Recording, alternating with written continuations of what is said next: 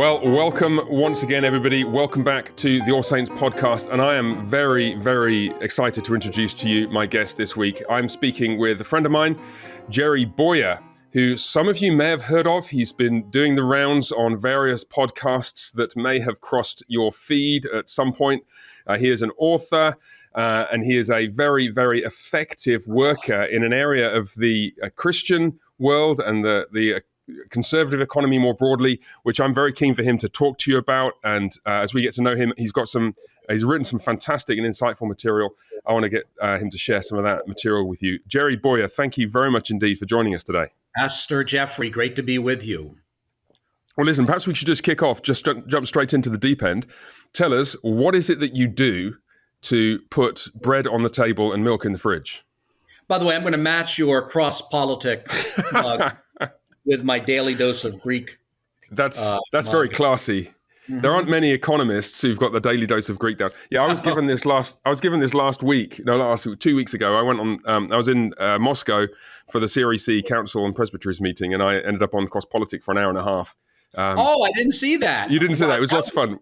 Well, they were very gracious. They sat and go on. Go ahead. Were you like a calming influence there, or did Jerry, you rev it up even more? You know me too well. So I brought some coffee, which I'd roasted myself, which I gave to them.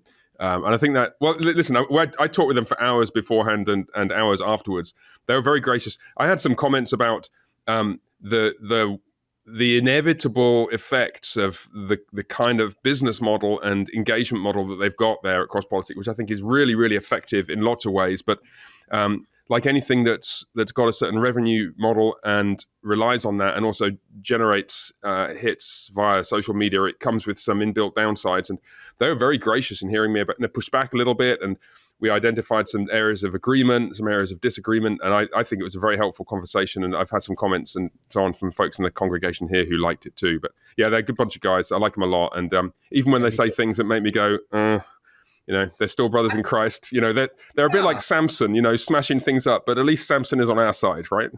Exactly. I love those guys, and I've been on with them, but it's like once in a while, it's a little bit like Doug Wilson World in general. It's like, there's maybe like if you edited out 3%, right, then I could unhesitatingly say to everybody, go listen, go read, but I always have to say, well, you got to what? Sometimes they this and sometimes right. Well, it's interesting because I'll say this to you and to everybody here because I said it to them in public, and they, like I said, they heard it very graciously. I think it's exactly that kind of order. It's 2 or 3% of broken glass in the coffee jar, and that makes me feel like sometimes a little more nuance, a little more care, more precision.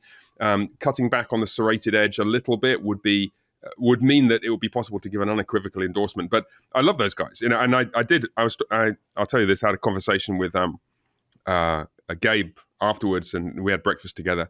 And I was joking. I said, my biblical heroes are people like Samson and Boaz.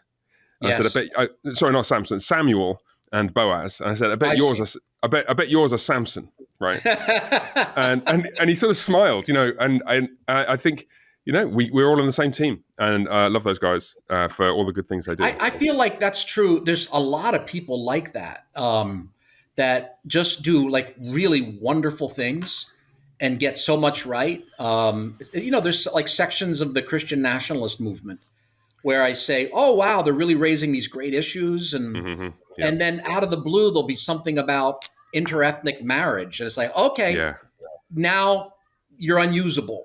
Yes. Now, I'm not saying that's the same with the cross-politic guys, because it isn't. They're not playing with that stuff, right? No, that's right. All I'm saying is that, I really, for the brothers who I really like and want to say more good about, I would want them, not just cross-politic guys, but a lot of them, I would want them to say that when they say something, how about another brother who wants to say amen to me, that now has to hedge it. Right. But before saying this is the place to go. Yeah. This is a well that you can drink from. And it's good water. But once in a while, it would be But the problem I think with the social media model, which I think is what you alluded to, is you almost have to shock in order to get the attention, in order to get the good stuff heard, That's right? right. That's right. Yeah, and I don't And have a actually, solution for that problem. it's economics again, isn't it? It's the science of incentives, and it's perverse incentives where there comes a point where, and I said this to the cross politic guys, and actually, you know, they.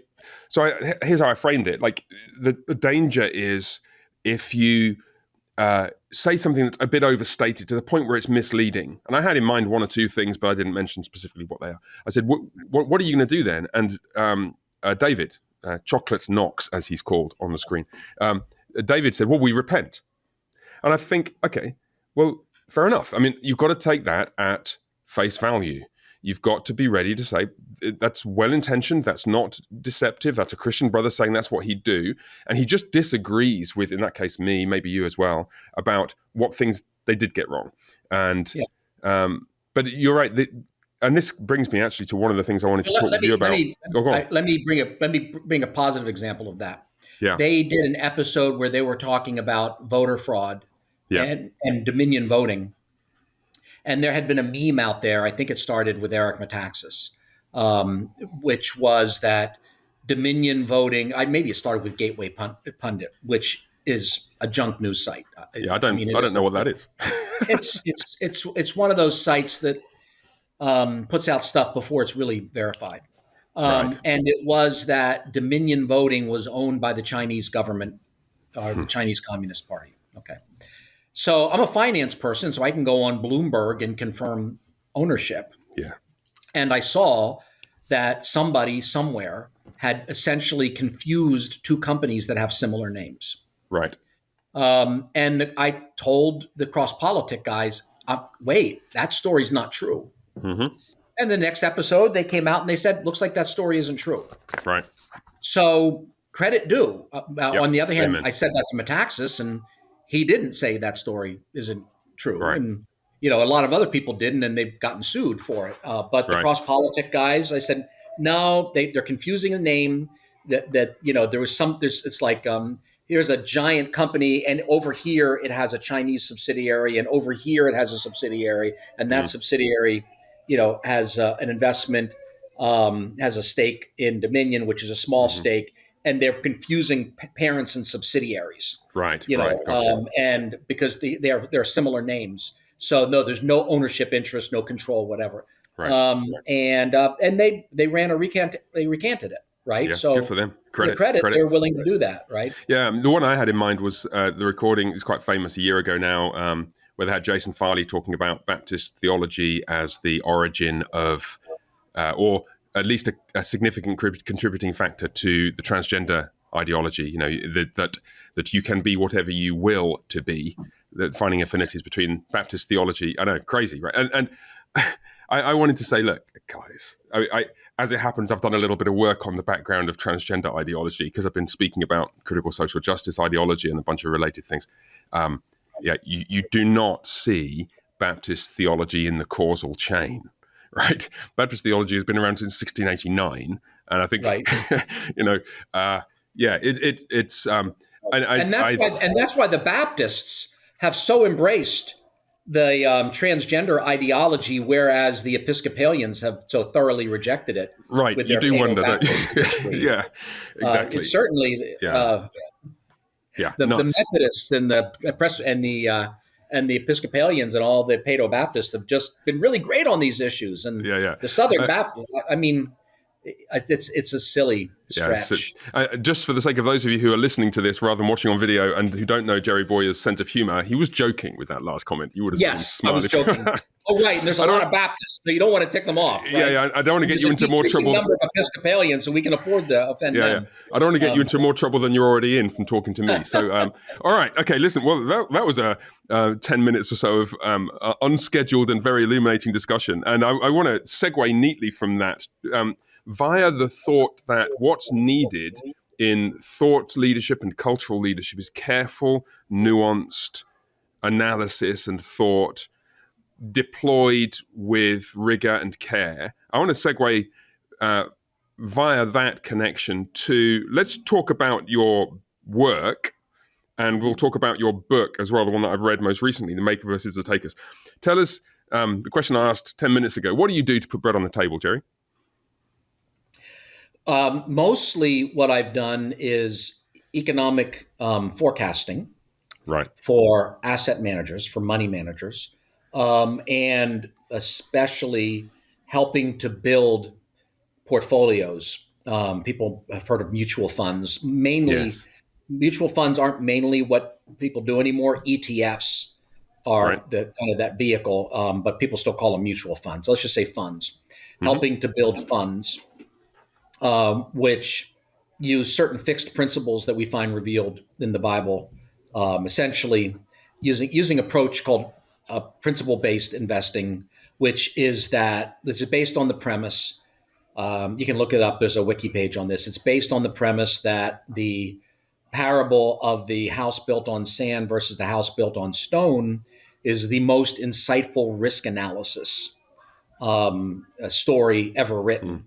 And that high risk situations are situations in which the fundamental principles of reality are being violated, and low risk situations are ones in which those principles are being obeyed. Uh, and when a storm comes along Right. and there's floodwaters, then you find out who's high risk or low risk. So people would say, well, yeah, that's obvious. But essentially, the entire industry is based on modern portfolio theory. And modern portfolio theory is based on a randomist understanding of risk. Modern portfolio theory says that volatility is risk. So if the price of something moves around a lot, that's risky. But of course, you might realize you see my hand going up and down. Mm-hmm. It could be going up. Is it risky when it goes up? Well, yeah, actually, in modern portfolio theory, it's risky when it moves, essentially. So it doesn't have any real risk and any robust risk model.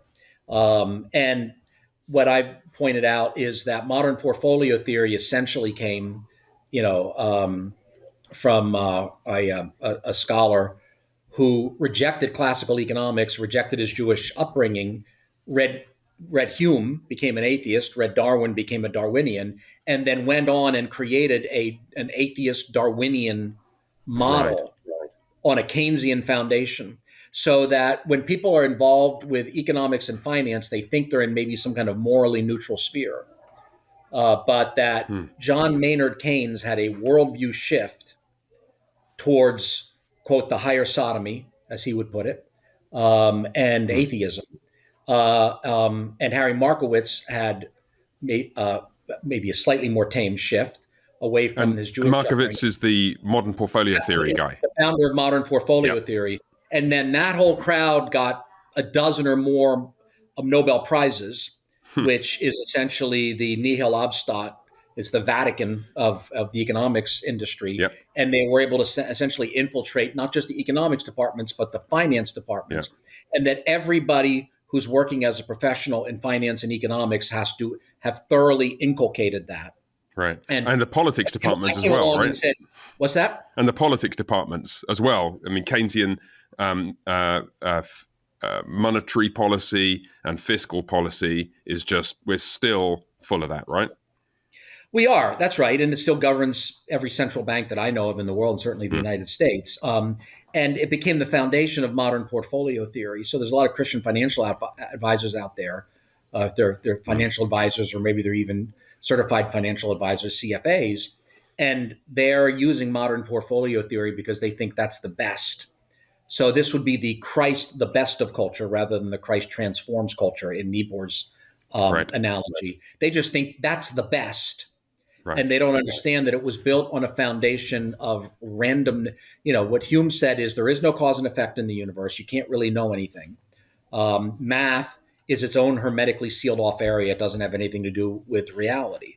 Right. And essentially, that's modern portfolio theory. No cause and effect analysis. It's driven entirely by mood, or what Keynes would call animal spirits. So I helped build economic forecasting models and actual operating funds based on the rejection of that approach and the recentering on the idea that a country is a better place to invest if they have sound money, strong property rights, good rule of law, reasonable levels of debt, incentives for productivity in the form of low and flat taxes.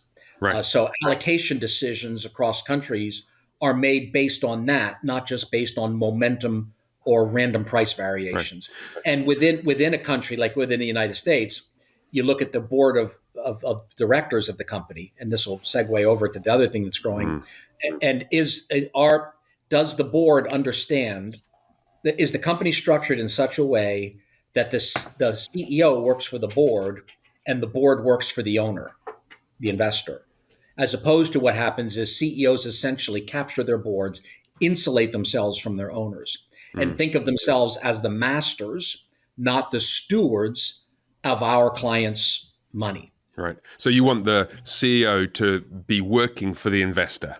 You've got exactly to know it and to have bylaws and a charter and a structure that hardwires that into the operation of the company. Just before we leave that topic, I had one question. I mean, just in the portfolio management domain, there is some kind of correlation between risk and long-term return, correct? So you can put your money in a very, very low interest money market account or government bonds and incur a very low risk of capital erosion, but the cost of that is a lower rate of return. Whereas historically, if you've invested in funds or in stocks that are more volatile, you can expect on average over a long period of time a better return. But what you're saying is that not everything lies on that straight line, correct? Yeah. For instance, one of the things that we know is it's not linear, as you said, because, for instance, the highest volatility stocks tend to underperform. Right. So the theory is that essentially they attract gamblers. They attract someone with a gambler's mindset. Right. So what I would say is you should ignore volatility as a risk factor for long-term money. So if you need the money next year, you should be looking at volatility, because if it's going up and down a lot, maybe this is the year it goes down and you need it next year. But of course, if someone's in the stock market, I mean, any decent investor knows that you don't have short-term money in the stock market, correct. Right? No financial advisor says, "Oh, you need the money next year. Let's put it in the stock market." It's this, it's the money you need in 10 years or whatever. So what I would say is, if somebody seeks to avoid risk by going towards low volatility, they are likely to be giving up returns. Right. Now, here's the irony of it. They often actually end up with more risk, because if volatility equals risk, okay, well, that's all well and good, but that's always backward looking. So up until about 2008, what was low risk? Mortgage-backed securities, mortgages, and real estate essentially mortgages backed by real estate, securitized, had been a low volatility asset class. They didn't move around much. They were boring. And then all of a sudden, it turns out that they were extremely risky when the flood came. They became interesting in all the wrong ways. They became interesting. And Markowitz actually, after that, he did a webinar. I don't know if it's still out there, where he basically said, "All right, I take the blame. We said volatility is risk.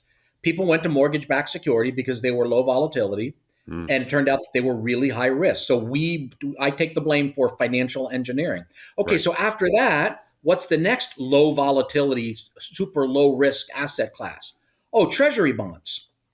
Well, treasury bonds are collapsing now and have been, right? So there's the problem with low volatility. So people thought they were safe. And I've been warning about this people for years. Like, you feel safe, so you're going with treasuries, because we've lived in an environment where treasuries were always going up because the central bank was always buying them. But eventually the central bank had to sell them to affect interest rates to try to fight inflation. At least they thought they had to. And so they weren't safe. They were like really risky. And so risk-averse retirees were in treasury bonds, which are a terrible performing asset class. Right. So you can't avoid the fact that ultimately reality is personal. There's a three-person God behind it, and that there are cause and effect relationships between our behavior and the results, even though they don't play out necessarily in the short run. You can't avoid those things and just math your way into risklessness or returns. But what that means is you do have to be willing to put up with volatility, and you have to be willing to be out of favor with the herd. Right, right. And so that takes you into a domain where you're interested not just in company fundamentals, financial fundamentals, but you're also interested in character and the integrity of the boardroom and of the CEO. And that brings you face to face then with the emerging trend in the last, I guess, decade, maybe a bit more, of the ideologicalization, if that's a word, of the company boardroom. And when I've heard you talk about this before, you've said this is the part of your business which has just exploded. You've gone from doing loads of the asset management stuff to that being a much smaller proportion of your business because you're doing something else in board meetings or in company meetings, rather. Do you want to tell us about that and what that's involved? Yeah, so there's this idea that flies under the acronym ESG, Right. environmental, social, governance investing. And it's really political in origin. It came from the United Nations. There was a UN committee that sponsored a paper. I think that was 2005. And they took a reasonable idea, which is that the structure of governance of the board of directors of the company is relevant to investors. And they, in essence, kind of Trojan horsed environmental and social causes together. They added the E and the S to the G. Now, I think anyone who studies the Gospels and does it with their financial awareness switched on, not just their theology awareness switched on, sees in the parables of Jesus dealing with the issue of governance and stewardship.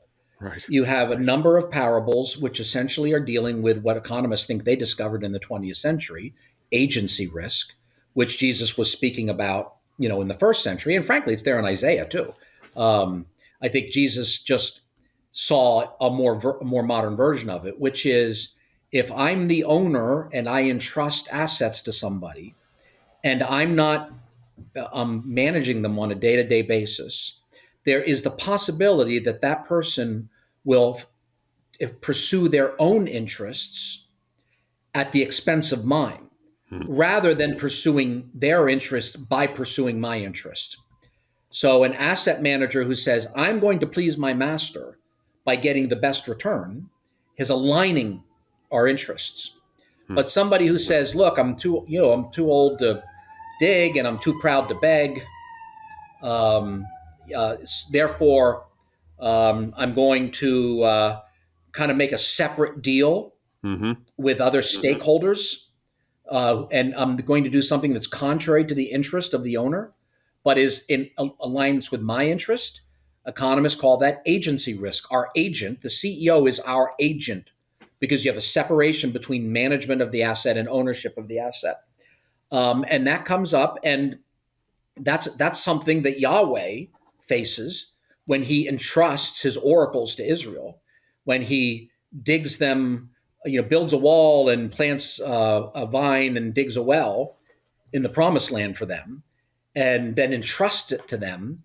Are you going to serve me, or are you going to serve yourself? And by the first century, that essentially is at crisis proportion, where the Judean elite are essentially almost entirely self-dealing. So now you have Jesus up there in Galilee, where you have all these financial market instruments kind of appearing, shortly before his time on earth, where you have separation between ownership and management. He is seeing the Greek and Roman financial systems, which are kind of like ours in many ways, where you had separation of owner and steward. A young Jesus, is looking at that. He is seeing in real time these new economic arrangements. And then, in essence, he looks at that. He's up there in Galilee. Galilee's a trading zone. So you don't have a lot of that stuff down in Judea. Judea is a company town, and the company is the temple. But up in Galilee, You have, the Via Maria. You have the road from the sea. You have trading zones. Nazareth is really close to Sepphoris, which was a banking center.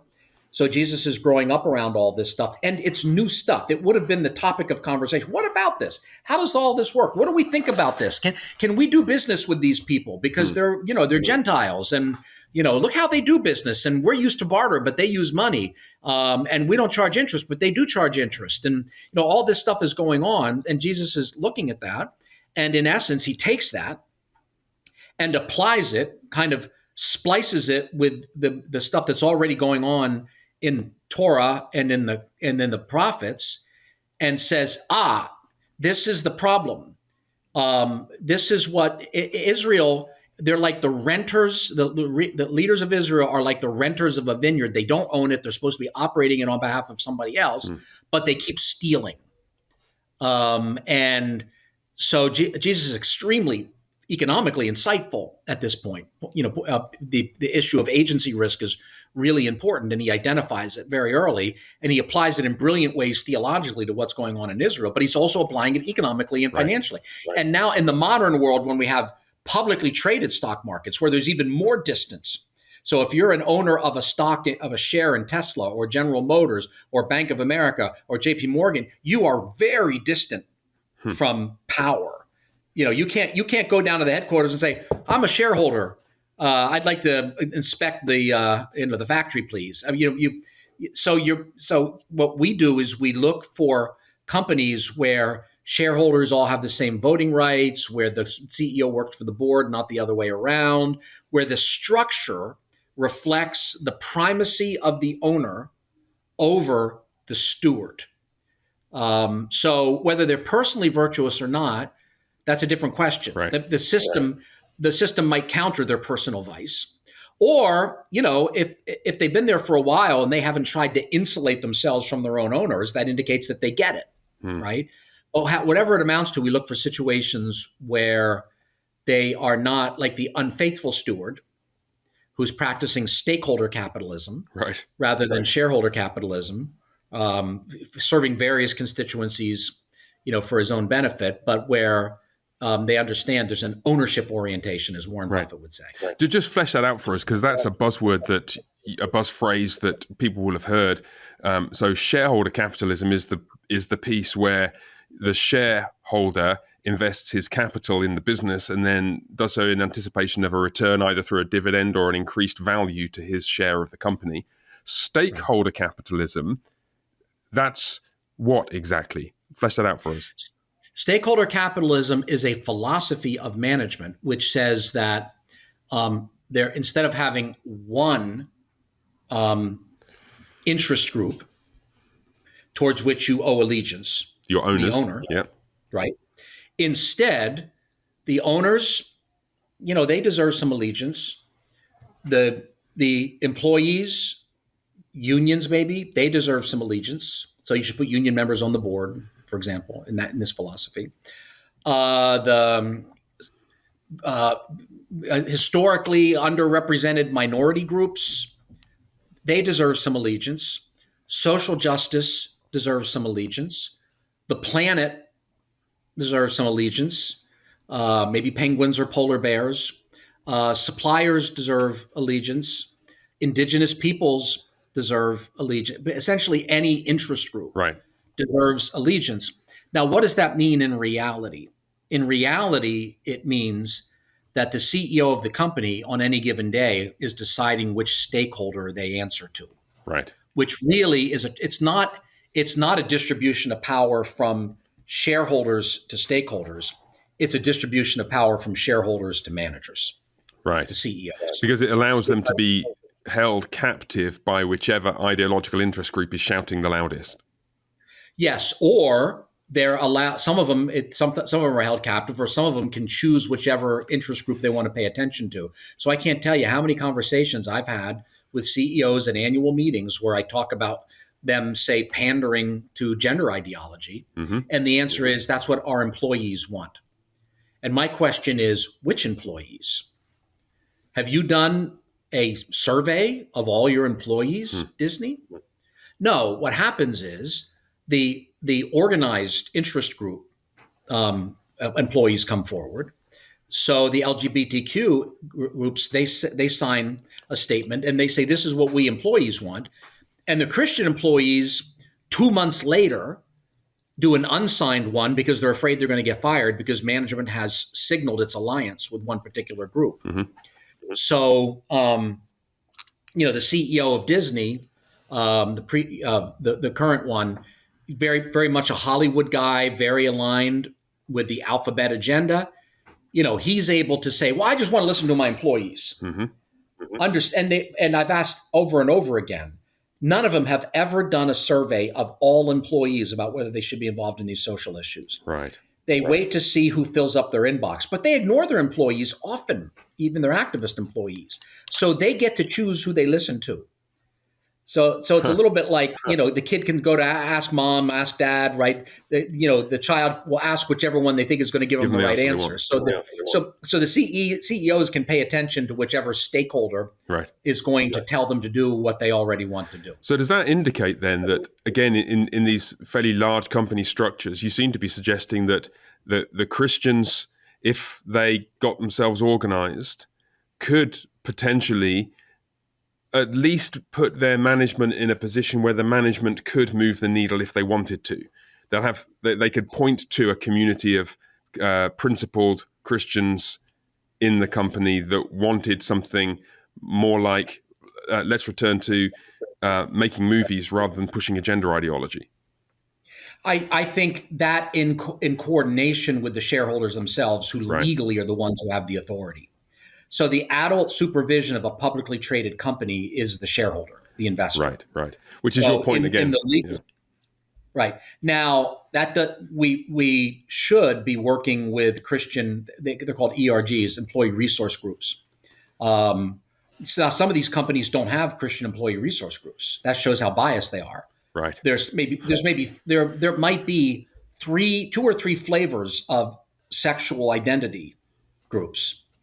And there might be 3 or 4 flavors of ethnic identity groups, but there's often no faith identity group at all, or there's one glommed coexist faith identity group with the Sikhs and the Muslims and the Christians all sort of together under whatever that religion stuff is, right? Mm-hmm. So a lot of these companies, but some of them do. So kind of a next horizon here for us is when we're dealing with management of companies, to be dealing more with the Christian groups in these companies. Now, they're afraid. Yes. And they have reason to be. Yeah. So, if they want to kind of martyr themselves professionally here, then God bless them, but I wouldn't press them to do so. Mm-hmm. But maybe, to the degree that, let's say you have a situation where a large bank very ostentatiously cancels the account of a religious group. And, there's a bank that did that last year, at least apparently, JP Morgan Chase. And we worked with David Bahnsen. David Bahnsen's an investor. He put a proposal on the ballot. So we don't do the proposals. We help people like David do these proposals. Right. And it went before the shareholders. And there was a lot of controversy. And it was the most asked question at the annual meeting. And all the questions were negative about how the bank had behaved. So I think in situations like that, it might embolden some of the Christian employee resource groups to speak out. Right. At the very least, I'd want them to pray and to talk about it internally. I think in the case of a company like Disney, I absolutely get why the statement from the Christian employees was anonymous. Yes. Because there's just so much tail risk for those people that they're incurring the potential for an extreme downside. They'll lose their job, not able to provide for their families and so on because of standing up publicly. They are. Now, there have been a couple of Supreme Court cases recently, including one that was very amenable to the Religious Freedom Restoration Act, where there might be some teeth here, where if a Christian employee resource group of a company like this speaks to management in support of a proposal that's on the ballot, and then they get fired, then perhaps some of these Christian litigation groups that we work with a lot can come in and say, okay, Yeah. let's see how that holds up in Yeah. court. So one of the things that intrigues me here, Jerry, just going back to the stakeholder capitalism point, is that it feels like a very persuasive, intuitively persuasive case to make superficially, to say, a large company like a large bank or a Walmart or a big retailer, they do impact other communities and sub-communities besides their shareholders. Let's call them stakeholders. What about those people? What about the people who live in homes who are affected by the traffic to the stores and so on? And I guess my thought has always been, yes, those people matter. Of course, those people matter. And the way that their opinions should be heard is via the concerns made known to and through the owners of the company, the actual shareholders. Would you want to nuance Yes, that or add to it? And other institutions that are actually tasked with traffic management, like for instance, the municipal authorities. Right. Right. So there's a way to do that. Right. And by the way, the kind of engagement we're doing, we're certainly not complaining because companies are maybe widening roads in their local communities. It's more like pandering. Right. To in issues where they have almost no direct effect. The penguins and polar bears piece. Penguins and polar bears, and is rioting really all that bad? Right. After the George Floyd killing, giving money to BLM Foundation, or let's look at the risk of doing business in states which restrict reproductive freedom. I mean, I'm in Pittsburgh here. There's a company, Duolingo, that said if Pennsylvania passes anti-choice law, we're going to move our headquarters. Right. I'm sorry, that is just fiscally and financially irresponsible. Even if, and I do not concede the point, even if pro-life laws have a negative impact on business, which I think is bunk anyway. Right. Their argument is absolutely ridiculous. Their argument is, well, women can't get abortions, therefore they're going to get out of the workforce. I've run the numbers on this. The number of abortions prevented by these laws is sadly minusculely small. So if you're a Walmart and you have 10,000 women working in Texas, and they pass a heartbeat bill, your risk is maybe 4 or 5 women out of 10,000 are going to drop out of the workforce.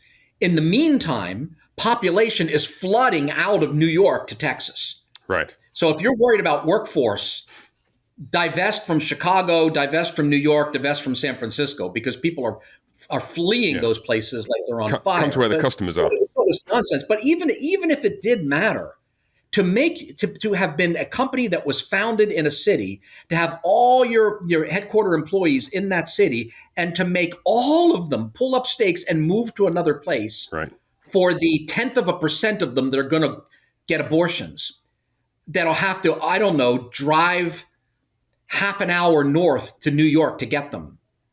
Or let's say an hour north to New York. So that's it. That's the cost. They're going to have to drive to New York for an hour to get their abortions. And you're going to move over that? It's pandering. Right. And it's interesting because what you're seeing there is a kind of gesture politics, which runs headlong into the created realities that you're talking about before. In the end, a society that is structured in such a way that people have children and raise families will turn out to be a society in which there is a growing workforce and a growing consumer base and a growing wealth effect and so on and so forth.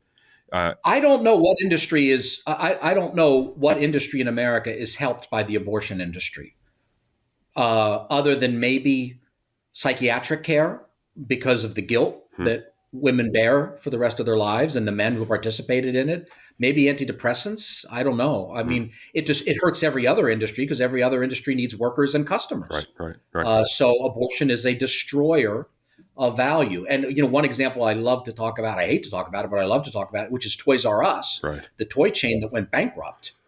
Now, they had a choice when the Susan Komen Foundation was found out to have been funneling money to Planned Parenthood, which is supposed to be breast cancer. Right. But Planned Parenthood doesn't scan for breast cancer. They just talk about it. So Susan Komen was funneling money to Planned Parenthood. It was found out. They said, we're not going to do that anymore.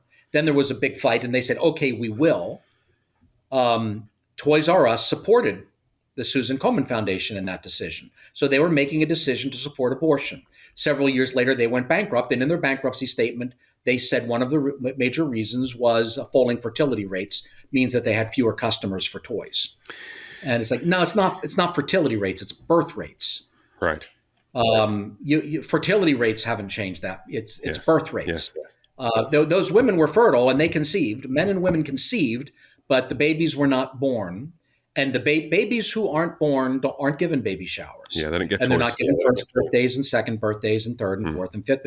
No one gives toys to them, which they would have bought from Toys R Us. If they were grown up as How kids could who were you loved. be so blind, Yeah. Toys R Us? Yeah.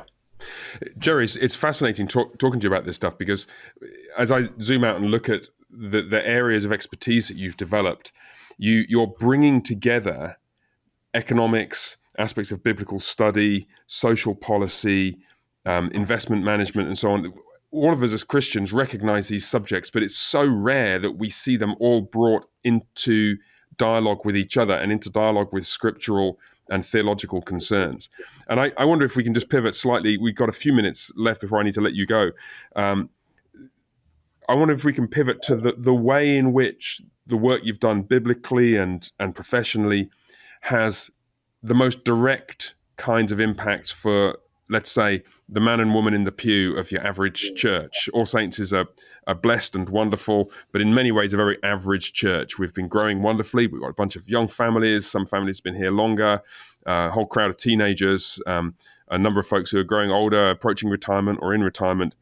And one of the connections you're seeing between the gospel and work and financial productivity and owners taking responsibility for their business affairs and so on. So can you speak to, I'll put this as generally as I can you speak to the way in which these Christian economic principles really hit home with men and women, husbands and fathers, young people, young couples, and so on? I think that mainly what I'm seeing is not a specific application, but more like, when I speak about the book, the reaction I almost never say, and this is what you need to do differently in your life. Right. It's just that's kind of the role of the Holy Spirit. The shift I see sometimes with tears in their eyes, people come and say, basically, you have shown me that Jesus gets me as somebody who's a marketplace participant or as an entrepreneur or somebody who's in the for-profit sector. My whole life, I felt like Jesus kind of puts up with me. Right. Because Jesus is a closet Marxist, right? And he really wishes that you didn't have any money. Yeah, I mean, if you give enough away, then you've atoned.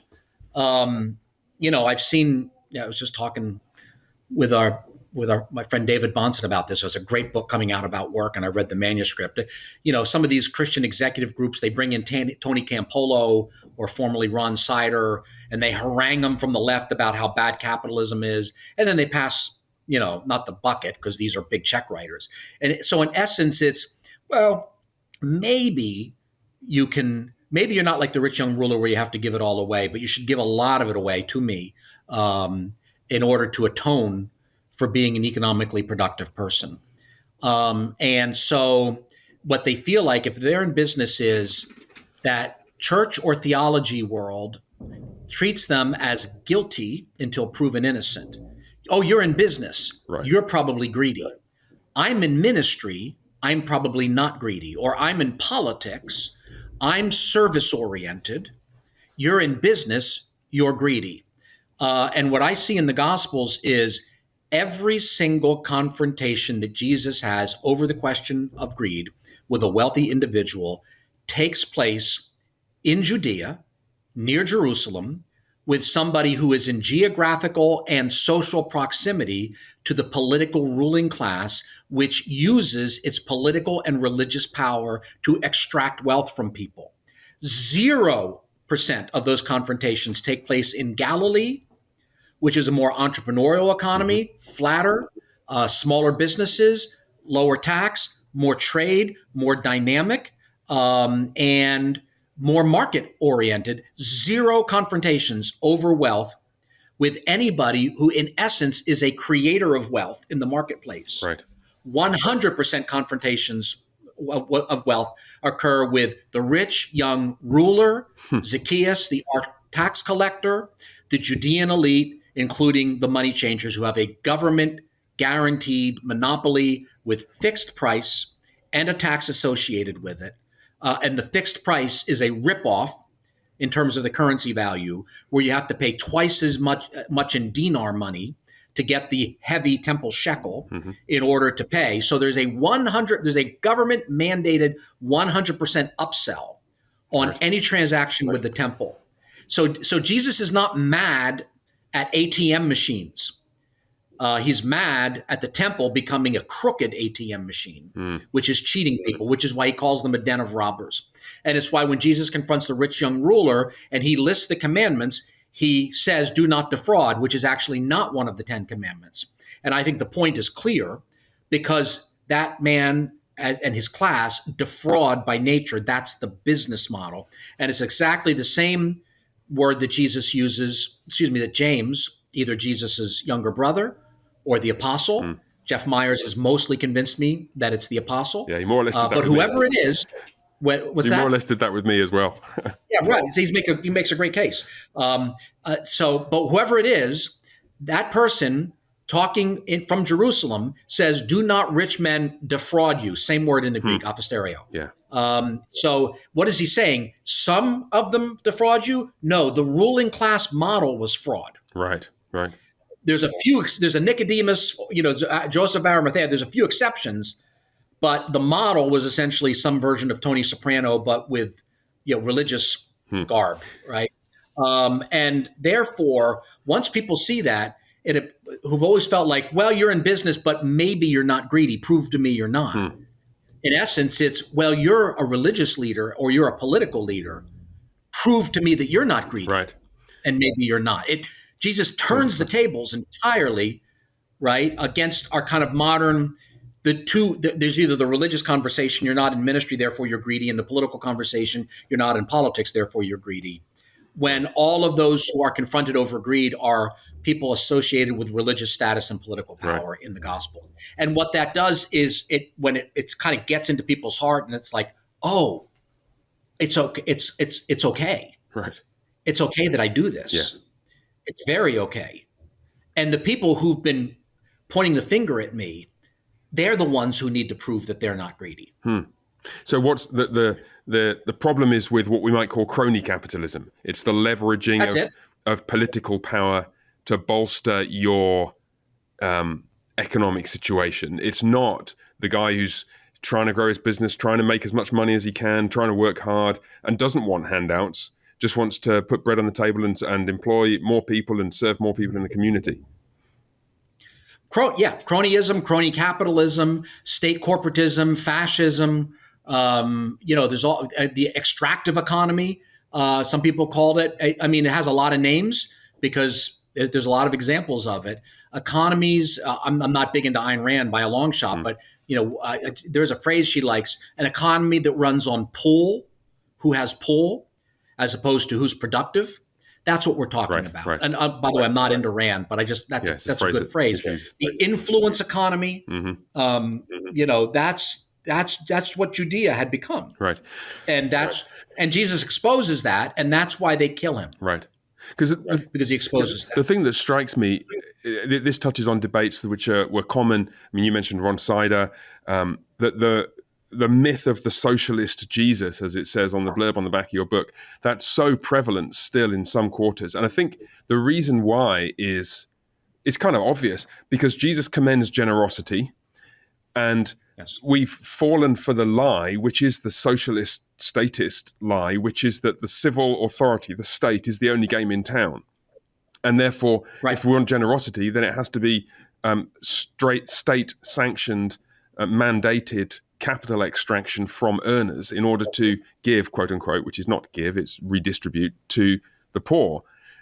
So in one sense, your book flattens that, and it leaves remaining this question then, okay, so Jesus does commend generosity. The scriptures from beginning to end commend generosity. Right. So speak to that issue for us. You're not saying that we don't need to be generous, that those who've made significant money, like many in the West have, either from their employment or from small business or whatever, you're not saying that it's ours to keep and you never need to give it away, right? What are you saying at that point? No, of course not. Right. The question is, what is biblical generosity? Biblical generosity is not atonement for having been economically productive. Right. Biblical generosity is love of God and his people used to help those who God loves to build the kingdom.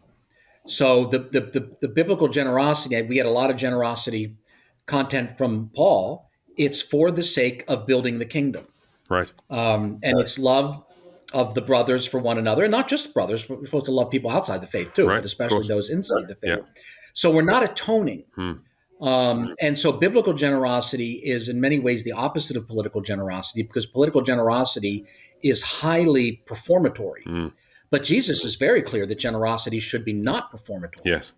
It should be done quietly, in secret. So secret that it's like one hand not knowing what the other hand is doing. And I think the other kind of generosity, and in my circles with Christian financial professionals, there's a lot of talk about the generosity agenda. And I'm not really crazy about that word, because generosity, if you say to me, you want to be generous, what you're really asking me is, what compliment do I want to give to myself? Do I want, in my listing of attributes, do I want generosity to be one of the attributes? As opposed to, do you love that person? Do you love that church? Do you love people who are harmed in this way? See, then it's about them. Right. Generosity is about me. Right. And so political generosity is like that. And the other thing is, it's not really generous. And I talk about Judas in the book. I have a whole chapter on him because I think he's really an important economic figure. Because I think Judas is essentially, he is, as far as we can tell, the only Judean who's among the 12. That's fascinating. Because Judas Iscariot, Yes. Man, Cariot, is a city in Judea. Or Cariot, I might actually refer to Jerusalem itself, Yes, right? yes. But he appears to be a Judean. After he's no longer one of the 12, the angels address the remaining 11 as men of Galilee. Of course they do. Right? So, and he clearly is more associated. He makes a deal with the Sadducean elite, with the temple. He knows them. Okay. So what they had done is they had centralized tithe. In the Bible, the poor tithe is local. Yes. Well, okay, but there's... Oh, no, pardon me. All the generosity in Scripture is local. This is one of the things that strikes me about the effective altruism movement. I mean, for all of its... there's at least some ethical clarity there. And the question, where can I spend my dollars so that they're going to do the most good? As long as we could define good in some way that's got some depth to it, that doesn't sound like a bad question to ask. But a lot of it involves sending money to places where it's a long way away and where the relational component of generosity is just absent. And actually, there's less love in the sense that there's a real costliness to dealing with the person in front of you, where the relationship that you have with them brings other obligations that are not just financial. You end up having to give yourself to people. And Christians in churches know this. You lend somebody $100 to help them out of a utility bill black hole, and then they pay it back over 3 or 4 weeks. But what's actually happened there is you've incurred a relational... You're bound to them now. There's some connection there. And it's that which is, okay, it can be exploited, it can go sideways, but it's actually that in which the love is manifested. And I think the argument, and by the way, I can go longer if you need. We don't. From my standpoint, we don't have a hard break. Okay. That's great. So the counter argument, which I think is the Judas argument, and the welfare state argument, is that there's efficiency to centralizing this. So at least I think it's Edersheim who says essentially the poor tithe is moved from the village to the temple. So it's like, we'll handle it here. We'll have a common purse. Because it's interesting. Why do you have so many beggars around the temple? Right. I mean, it's an interesting question. They got lots of people, I guess. Right? There's got lots of people passing by. Yeah, and the temple was saying, we will take care of the poor. Give us the tithe and we'll take care of the poor. So the poor kind of show up expecting to be taken care of, perhaps. Yeah. Okay. So I would argue that, that the parable, this will be a stretch unless people read the chapter, that the story or parable about Lazarus and the rich man is about the poor on the doorstep of the high priest. And you wait, what do you mean, why high priest? There's so many reasons why the rich man is almost certainly the high priest. Purple and fine linen, dining, twice a day, in celebration in the Greek, by lamp. In my Father's house, they have the law and the prophets. And if that does all that, and there's a portico, a poulos, which is language, the porch is associated with the porch of a temple. And if that doesn't convince you, the only public figure that I can find in first century Judea who is known to have had 5 brothers was Caiaphas. Yes. So Josephus says Caiaphas had 5 brothers-in-law, right? High priest. And I've searched Josephus and Philo. Nobody else has that. That's fascinating. It's the high priest. I'm sorry, it just is. Right. And that goes back to the church fathers. That's not my insight.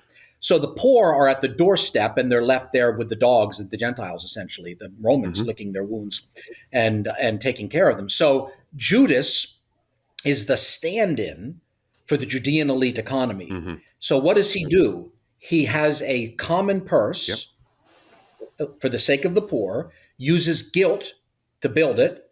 This nard could have been used for the poor, and then steals from it. That is a microcosm of the economic system of Judea right there for us. Yeah, it's fascinating. It's a microcosm of the way in which the guilt-tripping we need to raise taxes to help the poor motif works in contemporary politics as well. That it's the great thing that nobody seems willing to say in public, although occasionally they do, and everyone seems surprised. Like it's a tremendously inefficient way to help the poor, to give more money to central government. I mean, Elon Musk made this point about when he was asked about his taxes. Do you remember that? When he said that the super rich should not pay taxes.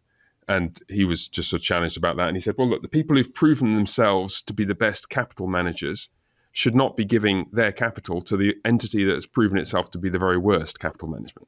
Right. And if you really cared about the poor, you look at someone like Bill Gates, you look at Steve Jobs, and you look at Bezos, and you look at Musk, and you say, these guys have done more to employ more people, not just in their companies, but in the many, many, many other companies with part-time jobs and full-time jobs that are all dependent on the businesses they've built.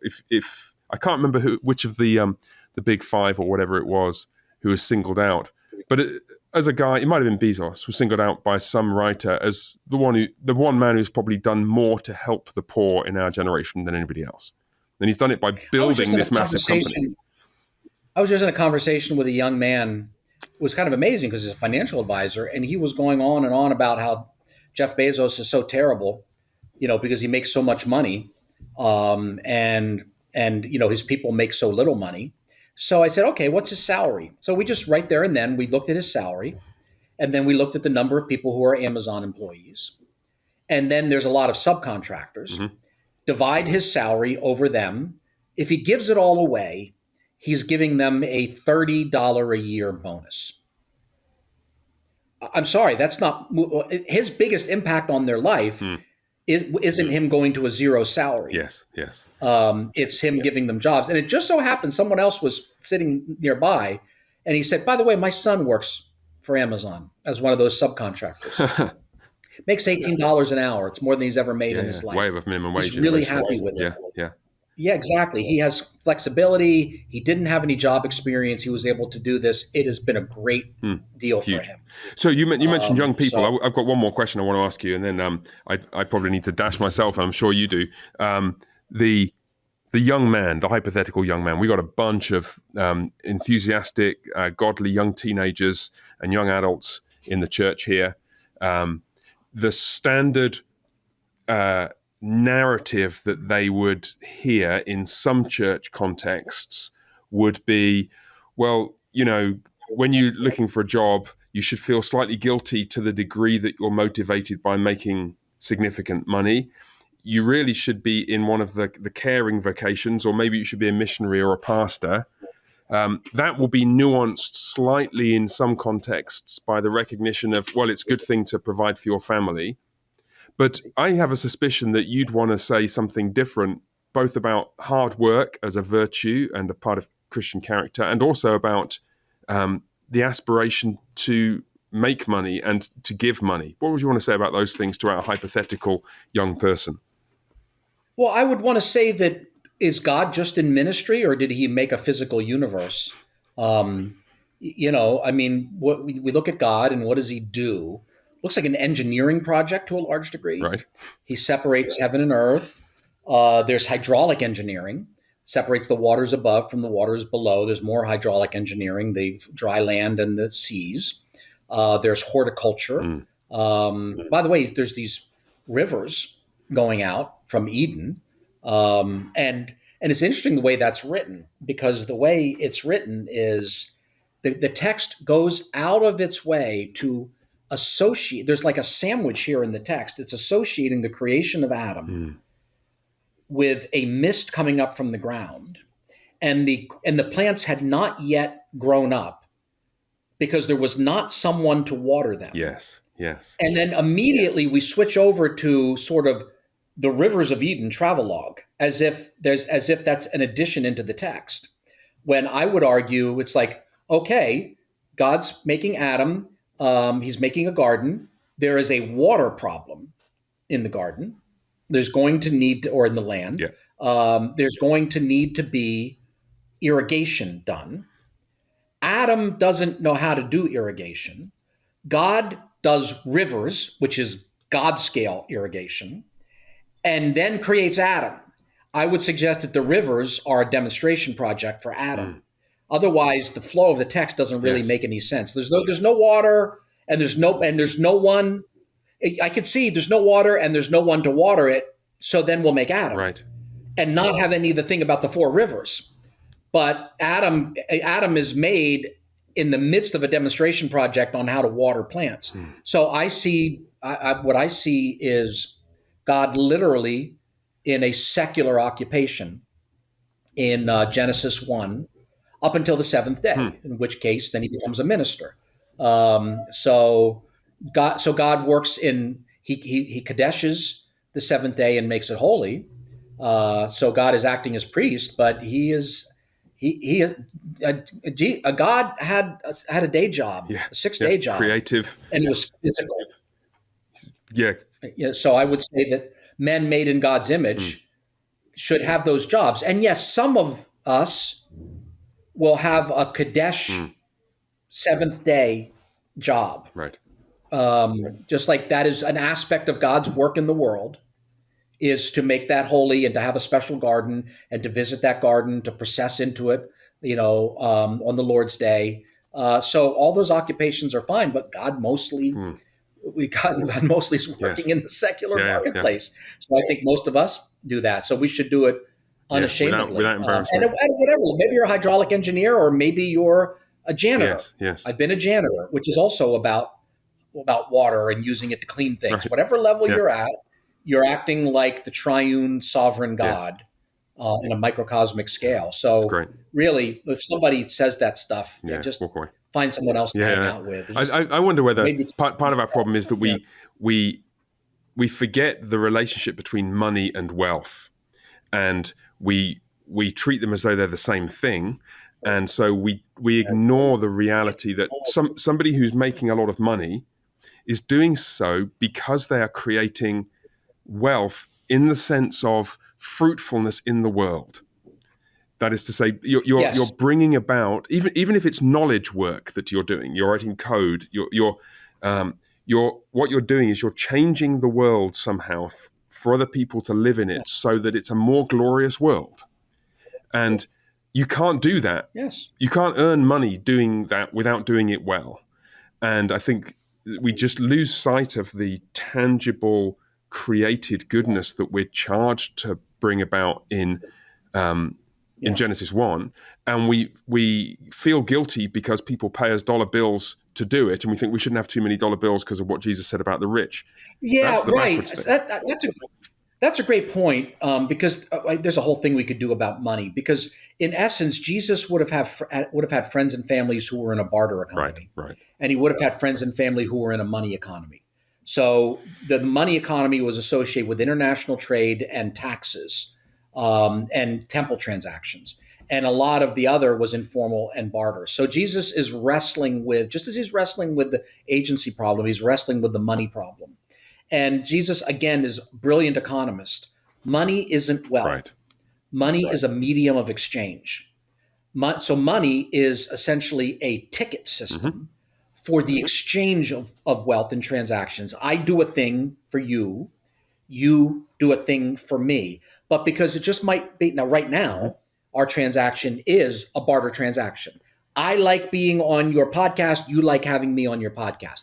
But most transactions don't align that well. So instead, I have to do something for somebody else, and that somebody else does something for somebody else, and then it gets back over to you. So money makes that efficient. Right. So of course, Jesus would say that you can't serve money. How in the world could you serve money? Money doesn't have a purpose in and of itself. Money is truly worthless in and of itself. It is a transaction. It makes transactions more frictionless, but money has no value. And the best economists have always known that money has no value, which is why we don't use commodities for money. We don't trade computer chips. We don't trade steel. We traded gold because essentially gold didn't have a lot of uses other than as money. So that's why commodity money, real commodity money, doesn't tend to work, because it has a value in and of itself. And it will get traded for that money, stuff. Right. Money doesn't know that you're serving it. Therefore, you can't really serve it. So now, if you understand that money is something you use to serve other people, great. That's not mammon. Right. That's love. And you can't serve God and money, but you can serve God by serving your family. And specifically, Scripture says, by serving the ground, working the land, working to serve people. So you can absolutely be serving the living God by giving your 110% to serve the people in front of you in your job, by whatever you're doing in your work, to serve your family, to be a blessing to other people. Money is the medium by which you get from doing that stuff for your work to being able to serve those people. If money were wealth, right now the economy would be booming and we have no inflation. Right, because we've got so much dollar because bills. We've created a lot of money. Right. And that's the Keynesian illusion, going back to Keynes and his atheist economics. You can print money, but you can't print wealth. Right. You have to work for wealth. You have to make wealth, hard work through the sweat of your brow. Hence, the maker versus the takers. There we are. What a way to end. Mr. Bowyer, thank you very much indeed for your time, sir. It's been a pleasure talking to you as always. I've had a chance to get to know Jerry through the Theopolis Advisory Board in the last year or two, and one or two other places. And I'm very, very grateful to you for joining me today on the podcast. I know that our listeners will be grateful too, as they've heard you. Really, this eclectic and biblically saturated and quite unique set of perspectives that you bring to bear on some of the challenges facing us in the modern world and modern economy in particular. Thank you, Jerry, for coming on. It's been great to talk to you. My pleasure and honor. God bless. You too.